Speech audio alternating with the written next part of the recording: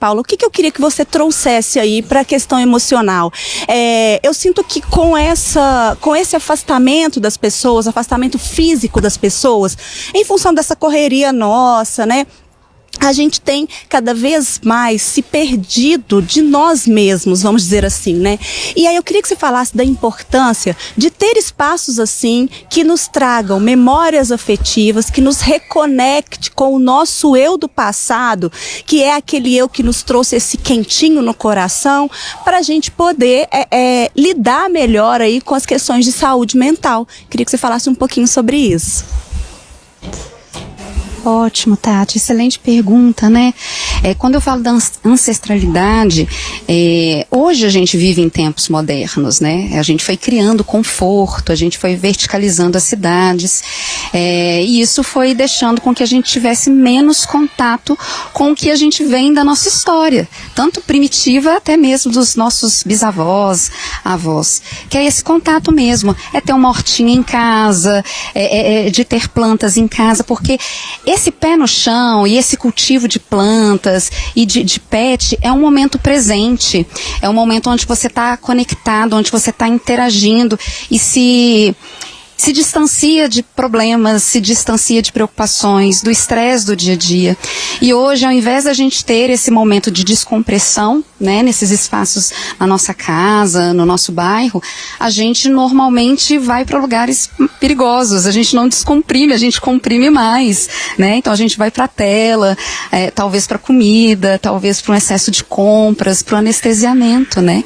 Então, quando o rapaz que foi entrevistado da Virgínia remete à casa da avó dele, é ali que a família se encontrava, é ali que a família devia tomar um café e comer um bolo, e conversar, e ter olho no olho, né, gente? Que hoje a gente está se distanciando disso, mas a gente precisa falar e retomar isso, né?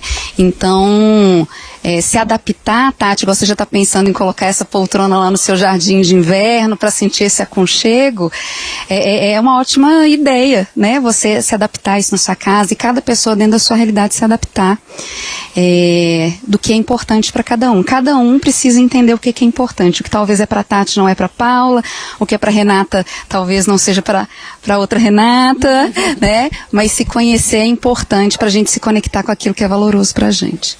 E Paula, você vê a diferença entre os conceitos casa e lar nesse sentido?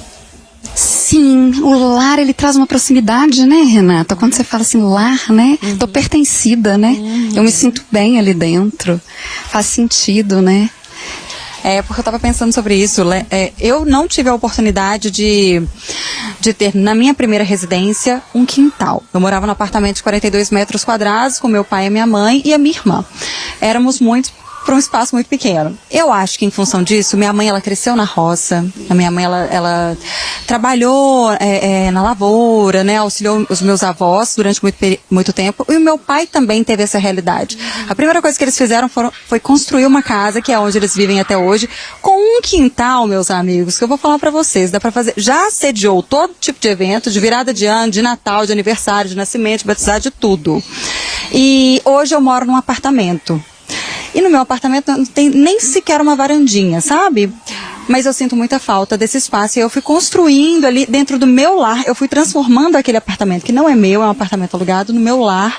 Eu fiz os meus cantinhos de plantas, que é o que me remete àquele quintal da minha mãe, do meu pai, enfim. Para as pessoas que, por exemplo, estão nos assistindo e não têm esse recurso, assim como eu não tenho no momento presente, de ter uma casa com um espaço, uma área verde, uma área externa, qual que é a orientação que você dá? O que essa pessoa deve buscar? Eu acho que o exemplo pessoal que você deu, Renata, é um excelente exemplo, né? A pessoa ir se adaptando mesmo aos recursos que ela tem, que a gente está falando de um país também tão diverso, né?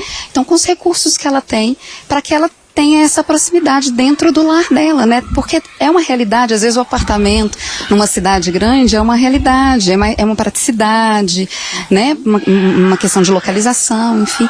Mas é a plantinha, é uma hortinha às vezes ali na janela da cozinha, né? Pequenos, é um lugar da música, né? E se ela conseguir transpor o ambiente também do lar para outros lugares, como a gente disse, se ela tiver essa condição de ter um parque próximo da casa, de ter uma praça, é super bem-vindo também, serve como uma extensão da casa, digamos assim.